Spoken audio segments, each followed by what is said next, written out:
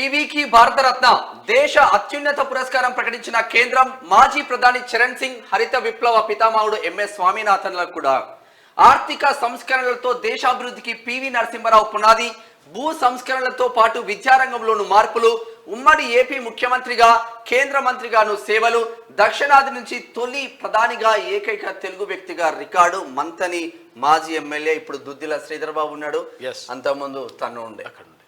అయితే ఇక్కడ నిజంగా కూడా పీవీకి ఎప్పుడో గౌరవం దక్కాలి. నిజంగా ఆయన గొప్ప మనిషి.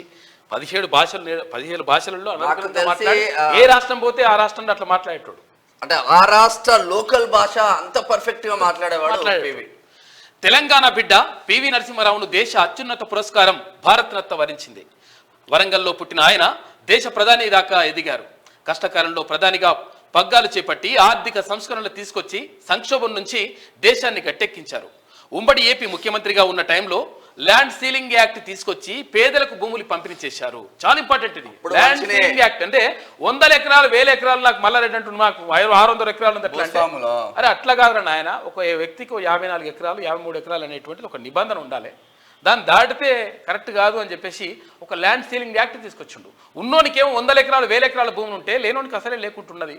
చాలా దారుణమైన పరిస్థితి. కాబట్టి ఆ ల్యాండ్ సీలింగ్ యాక్ట్ని అప్పుడే తీసుకొచ్చి పేదలకు భూమిని పంపిణీ చేశారు. విద్యారంగంలోనూ మార్పులు తెచ్చి గురుకులాలు, జవహర్ నవోదయ విద్యాలయాలకు పునాది వేశారు. వివిధ రంగాల్లో సంస్కరణలతో దేశాన్ని అభివృద్ధి పదంలో నడిపించిన సంస్కరణలకు ఆద్యుడిగా పేరొందారు. మాజీ ప్రధానమంత్రులు పివి నరసింహారావు, చరణ్ సింగ్ తో పాటు భారత హరిత విప్లవ పితామహుడు ఎంఎస్ స్వామినాథన్లకు కేంద్ర ప్రభుత్వం భారతరత్న ప్రకటించింది. ఇటీవల బీహార్ మాజీ సీఎం కర్పూరి ఠాకూర్, బీజేపీ కురవృద్ధుడు ఎల్కే అద్వానీకి ఈ అవార్డు ప్రకటించిన కేంద్రం ఇప్పుడు మరో 3 అనౌన్స్ చేసింది. మొత్తం ఈ ఏడాది 5 భారతరత్న వరించింది.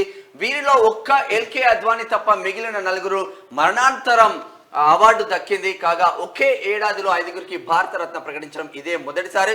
ఇంతకుముందు 1999లో 4 అవార్డు ప్రకటించారు. 4 ప్రకటించారు. ఇక పుట్టింది లక్నేపల్లిలో, పెరిగింది వంగరలో. వరంగల్ జిల్లా నర్సంపేట మండలం లక్నేపల్లిలో 1921 జూన్ 28న రుక్నాబాయి సీతారామారావు దంపతులకు పివి నరసింహారావు జన్మించారు. అయితే పివిని పాత కరీంనగర్ జిల్లా భీమదేవరపల్లి మండలం వంగర గ్రామానికి చెందిన పాములపర్తి రంగారావు, రుక్మిణమ్మ దంపతులు దత్తత తీసుకున్నారు. దీంతో ఆయన పేరు పాములపర్తి వెంకట నరసింహారావు అంటే పివి నరసింహారావుగా పేరు మారిపోయింది. ఆయన పుట్టింది తల్లిదండ్రులు అక్కడ, అయితే తర్వాత మళ్ళీ దత్తత తీసుకోబడ్డాడు కాబట్టి ఆయన పేరు అట్లా మారిపోయింది. పివి రాజనీతిజ్ఞుడు. ఆయన దేశానికి అందించిన సేవలు అపారం. పివి నాయకత్వం దేశాభివృద్ధికి పునాది వేసింది. ఆయన హయాంలోనే దేశ ఆర్థిక వృద్ధిలో కొత్త శకం మొదలైంది. చరణ్ సింగ్ దేశాభివృద్ధికి ఎంతో కృషి చేశారు. రైతుల పక్షాన నిలిచి వాళ్ళ కోసం పోరాడారు. ప్రజాస్వామ్యాన్ని కాపాడేందుకు ఎమర్జెన్సీకి వ్యతిరేకంగా కొట్లాడారు. వ్యవసాయ రంగంలో మన దేశం స్వావలంబన సాధించడంలో స్వామినాథన్ కీలక పాత్ర పోషించారు. కొత్త విధానాలను అందుబాటులోకి తెచ్చారు. స్వామినాథన్ విజన్ మన వ్యవసాయ రంగాన్ని మార్చడమే కాకుండా దేశానికి ఆహార భద్రత కల్పించింది. అక్షర సత్యం. నిజంగా స్వామినాథన్ లేకపోతే ఇప్పుడు నిజంగా చాలా ఇబ్బందులు అంటే ధాన్యం కష్టమయ్యేది. అంటే తక్కువ కమతంలో తక్కువ భూమిలో ఎక్కువ పంట ఎట్లా వండియాలి, ఎట్లా వేయాలని చెప్పేసి దాని మీద పరిశోధనలు చేసి మొత్తం మీద భారతదేశానికి అన్నం పెట్టిన నిజంగా ఒక రకంగా అంటే ఆయన. ఇక గర్వకారణం, ఆర్థిక సంస్కరణలు తెచ్చి దేశాన్ని అభివృద్ధి పదంలో నడిపించిన మాజీ ప్రధాని పివి నరసింహారావు లాంటి గొప్ప వ్యక్తికి భారతరత్న రావడం ఎంతో గర్వకారణం.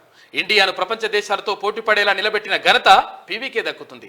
రాష్ట్ర ప్రజల తరపున పివి కుటుంబ సభ్యులకు శుభాకాంక్షలు అని చెప్పేసి సీఎం రేవంత్ రెడ్డి చేసినటువంటి వ్యాఖ్యలు చూసుకోవచ్చు.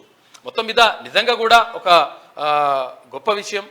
అంటే మరుగున పడేసిందంటే ఒక రకంగా మరుగున పడేసే ప్రయత్నం చేసిండ్రు అనేది ఆరోపణలు ఉన్నాయి. ఎందుకంటే దక్షిణ భారతదేశానికి చెందినటువంటి వాడు, మొట్టమొదటి దక్షిణ భారతదేశం నుంచి ప్రధానమంత్రి అయినటువంటి వాడు, తర్వాత ఇక్కడ అంటే తెలంగాణ నుంచి, అది అంటే ఉమ్మడి ఆంధ్రప్రదేశ్ నుంచి ఇప్పుడు తెలంగాణ నుంచి ప్రధానమంత్రిగా అయినటువంటి గొప్ప మహనీయునిగా చెప్పుకోవచ్చు. 17 భాషలు అంటే నాటే జోకు. హిందీ, ఇంగ్లీషు, లోకల్ లాంగ్వేజ్ మాట్లాడగలరు. బార్డర్లో ఉండేవాళ్ళు బార్డర్ లాంగ్వేజ్ లో మాట్లాడగలరు. అటు ఇటు కానీ 17 భాషలు మాట్లాడడం అంటే అనర్గళంగా మాట్లాడగలరు.